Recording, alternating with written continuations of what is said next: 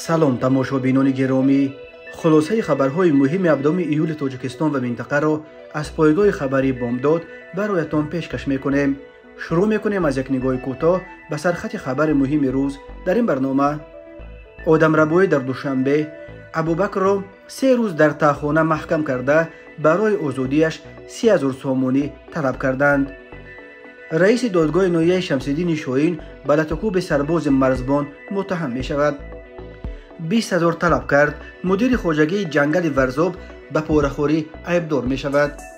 صحبت مقامات با اپای شبنم و فرزانه برای خود نمایش‌دهی در توی پسرش. وعده 100,000 سامانی مکافات برای یافتن یک جنایتکار. و اکنون تفصیلات خبرها. ریاست کارهای داخلی شهر دوشنبه روز 7 ایول سال 2024 با نشر ثبت‌های فوری در صفحه‌اش در فیسبوک از آشکار شدن یک مورد آدمربایی در پایتخت خبر داد. بنا به اطلاع مرکز مطبوعات ملیسیای پایتخت تاجیکستان، صحنه 16 ایون سال جاری شهروند حاجزاده ابوبکر 21 ساله ساکن شهر دوشنبه از خانه برآمده بی‌درک شد که باعث به میان آمدن هر گونه حتی گمان‌ها گردید. در اساس فرضیه آدمربایی، کارمندان ملیسیای پایتخت یک قطار چاره‌بینی‌های اپراتیوی جستجویی را عملی نموده با گذشت 3 شبانه روز همچون گمانبر شهروند گلونوف خورشید ساکن 36 ساله شهر دوشنبه را که قبلا با جرم دزدی سو شده است دستگیر نمودند. خود گلونوف یا نزدیکانش برای شرح قضیه دسترس نیستند، ولی بنا به فرضیه میلیسیا گلونوف خورشید ابوبکر خواجه‌زاده را از کوچه دیوتی ربوده در تاخانه منزل استقامتیش واقع در کوچه یکچنار در شرایط نهایت وزنی نگاه داشته زیر شکنجه و لطکوب قرار داده است. همزمان از والدین ابوبکر خواجه‌زاده برای عوض رهایی او 30,000 سامانی طلب نموده است. سراج‌الدین شکوری سخنگوی میلیسیای دوشنبه در شرح سبب‌های دست به چنین جنایت سنگین زدن گلونوف گفت که او با مقصد خریداری مواد مخدر و تأمین کیف و راحت خود دست به این عمل زده است. گفته می شود که گلونوف خواجه‌زاده را در کوچه دیوتی در بردان ماشینش بار کرده به خانه خود آورده در تاخانه محکم کرده در شرایط خیلی طاقت فرسا قرار داده است. تفصیلات دیگری قضیه نشر نشده است، اما گلونوف در نوار نشان می‌دهد که چگونه جبر دیده را به بردان ماشینش بار کرده به خانه‌اش آورد. در ثبت‌های فوری هم چنین دیده می شود که چگونه خورشید گلونوف را دستگیر می‌کنند و ابوبکر خواجه‌زاده را از دستش گرفته از تاخانه که 3 شبانه روز مکان اسارتش شده بود بیرون می‌آورند. گلونوف خورشید حالا در حبس پیشکی قرار داشته. نسبتش طبق طلبات 2 ماده کودکس جنایتی تاجیکستان، ماده 130 قسم 2 آدمربایی و ماده 250 قسم 2 طمع‌جویی پرونده جنایتی آغاز کردند. به او برای آدمربایی با استفاده از سلاح و زورآوری برای حیات و سلامتی جبر دیده خطرناک همچون جزا از 8 تا 12 سال زندان و برای طمع‌جویی با استفاده از زورآوری از 10 تا 12 سال زندان تهدید می‌کند. دادگاه عالی تاجیکستان رفتار رئیس دادگاه ناحیه شمس‌الدین شاهین را تحقیق دارد که به لطکوب یک سرباز نیروهای مرزبانی در مرز با افغانستان گمانبر می شود. ظاهر مومنزاده رئیس دادگاه شمس‌الدین شاهین به آن گمانبر است که 8 ایول یک سرباز نیروهای مرزبانی را در گذرگاه نظارت دره آب با مشت زده است. نظر مومنزاده به این حادثه دسترس نیست. دادرس‌ها از حق دخل ناپذیری برخوردارند و به گفته یک منبع رادیوی آزادی در دادگاه ولایت ختلان حالا تحقیقات داخلی انجام می‌دهند و اگر گناه او ثابت شود اسمش را برای برکناری به پرزیدنت پیشنهاد می‌کنند. در این صورت امکان دارد که دادستانی پرونده او را تحقیق کند. به گفته این منبع که نخواست نامش ذکر شود، بحث میان سرباز فیروز اتوالای و رئیس دادگاه وقتی سر زده است که از او خواسته نفری همراه دادرس بوده شناسنامه خود را نشان دهد. حالا دادرس میگوید سرباز او را زده است، ولی در نوارها دیده می شود که او سرباز را زده است. هنوز در این بابت تصمیم نهایی گرفته نشده است. گفت منبع از دادگاه ولایت ختلان. گذرگاه دره آب که بحث آنجا شده است در مرز با افغانستان جاگیر شده. همزمان اولین گذرگاه از پایتخت ولایت ختلان به ولایت مختار کوهستان بدخشان است. چند وقت شد که بدون حجت تصدیق کننده شخصیت سربازان در پاسگاه‌های نزد مرزی به کسی اجازه گذشته نمیدهند. رئیس دادگاه ناحیه شمس‌الدین شاهین با یک امروش به پاسگاه میآیند. وقتی سرباز از امروی رئیس دادگاه حجت میپرسد، حجتش را نشان نمیدهد و رئیس دادگاه از ماشین فرآمده سرباز را 2-3 مشت میزند. سرباز جراحت میبردارد. همان وقت دیگر سربازان در پوزگاه بوده آنها را خلاص میکنند. نسبت 900 تفتیشات آغاز شده است، اما ضد دادرس یا سوجه پرونده باز شده است یا نه حالا معلوم نیست. افزوده است منصوبت ما. یک منبع دیگر از قسم مرزبانی ناحیه شمس‌الدین شاهین این خبر را تصدیق کرد و گفت که آنها بعد لطوکوب شدن سربازشان سرریاست قشون‌های سرحدی را خبردار کرده بودند. به گفته این منبع با دستور سرریاست مرزبانی سرباز را از تشخیص طبی و دادگاهی هم گذرانیدند.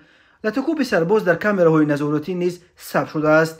در نوارهای ثبت شده دیده می شود که ظاهر مومنزاده از ماشین فرآمده سرباز را با مشت میزند. تلاش های ما برای صحبت با ظاهر مومنزاده رئیس دادگاه ناحیه شمس‌الدین شاهین تا این دم بی نتیجه بود. در صورت دسترس شدن نظر مومنزاده به مطلب علاوه می شود. پوزگاه ناحیه شمس‌الدین شاهین در مرز با افغانستان قرار داشته دروازه ولایت مختار کوهستان بدخشان به شمار می رود. همه آنهایی که به ولایت مختار کوهستان بدخشان سفر می کنند تنها با نشان دادن شناسنامه اجازه عبور دریافت می کنند. ظاهر مومنزاده سال 2017 با فرمان پرزیدنت تاجیکستان امامعلی رحمان رئیس دادگاه ناحیه شمس‌الدین شاهین تعیین شده بود. پیش از این مومنزاده دادرس دادگاه ولایت ختلان بود. کمیته دین تنظیم عنعنه و جشن و مراسم تاجیکستان روز 16 ایول سال 2024 با نشر یک واکنش رسمی خبر داد که روزگل یارمحمدووا دختر کلانی آوازخوان معروف سریا قاسمووا را برای ویران کردن قانون تنظیم و راه دادن به اسرافکاری و خودنمایش‌دهی در مراسم خانه‌دارشوی پسرش برای صحبت با نماینده مقامات وکالتدار دعوت کردند. کمیته دین یادآور شد که قضاشونده روزگل یارمحمدووا نیز برای ویران کردن قانون تنظیم به جوابگری مأموری کشیده شده است. ریاست کارهای داخلی شهر دوشنبه روز 15 ایول سال 2024 در صفحه‌اش در فیسبوک خبر داد که شهروند شیرینزاده رجبعلی کمال ساکن 66 ساله کوچه ناصر خسرو پایتخت را برای برگزاری معرکه بردبدبه در فوتیتوی دخترش پروتکل کردند. سخن درباره گنرال یک زمان پرنفوذ رجب شیرین می رود که در زمانش سردار پلیس انداز تاجیکستان بود و بعدا تا سال 2015 معاون رهبر اگنتی مبارزه با کروپسیا بود. بعدا معلوم شد که گنرال رجب شیرین با دختر کلانی سریا قاسم قضا شده است. چنین به نظر می رسد که مقامات در مورد دختر سریا قاسم تنها با صحبت اکتفا کردند، ولی به قضای او رجبعلی شیرینزاده جریمه به اندازه 120 نشانجنده برای صبح یعنی 8640 سومونی یا نزدیک $800 تهدید میکند. تماشابینان عزیز، یادآور میشویم خلاصه مهمترین اخبار تاجیکستان را از پایگاه خبری بامداد تماشا دارید. برنامه را ادامه میدهیم. ریاست کارهای داخلی شهر دوشنبه روز 16 ایول سال 2024 با نشر عکس‌های یک گمانبرشونده در صفحه‌اش در فیسبوک خبر داد که برای مساعدت به بازداشت نفری که صبح 15 ینور سال 2024 در کوچه یکچنار پایتخت به راننده تاکسی بیکوف زیاویدین حمله کرد 100,000 سومونی جایزه مقرر کرده است. زیاویدین بیکوف بر اثر جراحت‌های برداشتش معیوب شد. شرکت یک تاکسی قبلا برای یافتن نفری که راننده این شرکت را مجروح کرد 30,000 سومونی جایزه وعده داده بود، ولی تا کنون به مقامات میسر نشده است که این جنایتکار را بازداشت کرده این جنایت را بکشایند. در اعلان میلیس دوشنبه چنین گفته می شود: دقت، مکافات پولی 100,000 سومونی، هیچگاه جنایت به جزا نخواهد ماند. دیر و یا زود نفر جنایتکار دستگیر و در نزد قانون جواب خواهد داد. ریاست وزارت کارهای داخلی شهر دوشنبه از اعتماد و باوری و همکاری دائمی به شهروندان اظهار سپاس می نماید. همزمان به اطلاع شهروندان رسانیده می شود که برای معاین و دستگیر نمودن گمانبر جنایت قصدا رسانیدن ضرر وزنی به سلامتی که 15 ینور سال 2024 در کوچه یکچنار شهر دوشنبه صادر شد باعث جراحت برداشتن راننده تاکسی بیکوف زیاویدین گردید. به شخص به مقامات میلیس مساعدت کننده 100,000 سومونی مکافات پولی داده می شود. مخفی نگاه داشتن شخصیت و تامین امنیت شخص مساعدت کننده در دایره طلبات قانونگذاری جمهوری تاجیکستان کفالت داده می شود. تلفن برای تماس 221 0057 222 2308. شرکت یک تاکسی هنوز ماه فوریه با نشر عکس یک جنایتکار در صفحه‌اش در اینستاگرام اعلام کرد که برای معلومات درباره نفری که براننده این شرکت زیاویدین بیکوف حمله آورد و او را با چند ضرب کار زخمی کرد 30,000 سومونی جایزه تعیین کرده است. مخفیت خبردهنده کفالت داده می شود. گفته می شد در اعلان مقامات کارهای داخلی قبلا اعتراف کرده بودند که تا حال جستجوی جنایتکار نتیجه نداده است. وزیر کارهای داخلی تاجیکستان رمضان رحیمزاده ماه فوریه گفت در رابطه بین اون 8 گمانبر شونده را دستگیر کردند و به جبر دیدن نشان دادند، ولی او آنها را نشناخت. ضیاءالدین بیکوف ساکن 23 ساله دوشنبه که یک پسر خانواده بوده تازه تیر ماه سال 2023 ازدواج کرده بود و مگی 4 ماه باز در شرکت یک تاکسی کار میکرد. صبح 15 فوریه سال 2024 در محله یکچنور پایتخت مورد حمله قرار گرفت. مشتری که در کرسی قفا نشسته بود ناگهان با کورد حمله کرده به قسمت راست گردن 5 ضربه و به هر دو دستان ضیاءالدین کورد میزند. بعد فرار حمله‌گر راهگذران ماشین یوری تاجری را دعوت کرده راننده تاکسی را به بیمارخانه قریه بالا میرسانند. ضیاءالدین بیکوف 2 روز در این بیمارستان طبابت گرفت، ولی از بس که قاتل رگ ارتریا و دیگر رگ‌های عصب و خونگرد را از طرف راست بریده است، چشم و دست راست ضیاءالدین از حرکت باز ماندند. اگنتی مبارزه با کروپسیون تاجیکستان روز 16 ایول سال 2024 از آشکار شدن باز یک مورد گرفتن پاره از جانب شخص منصبدار برای به اجاره دادن قطعه زمین خبر داد.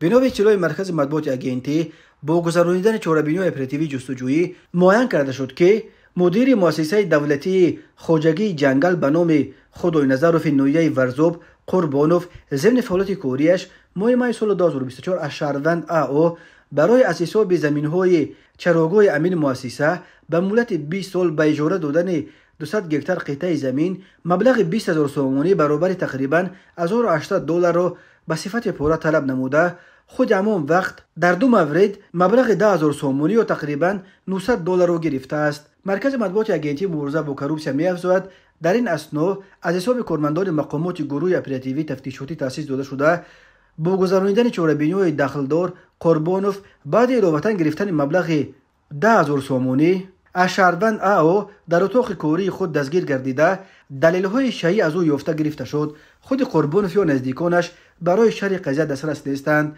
اگنتی گفت در رابطه با حالت مذکور نسبت به قربانوف بر اساس ماده 319 قسم 1 کودکس جنایتی جمهوری تاجیکستان پرونده جنایتی آغاز کرده شده بعد انجام تفتیش پیشکی برای بررسی به دادگاه ارسال گردیده است. به منصبدار مکنون سابق بر اساس این بند قانون برای گرفتن پاره همچون جزا جریمه هنگفت به اندازه از 3,650 تا 9,125 نشان دهنده برای حساب‌ها و یا تا 5 سال زندان تهدید می‌کند.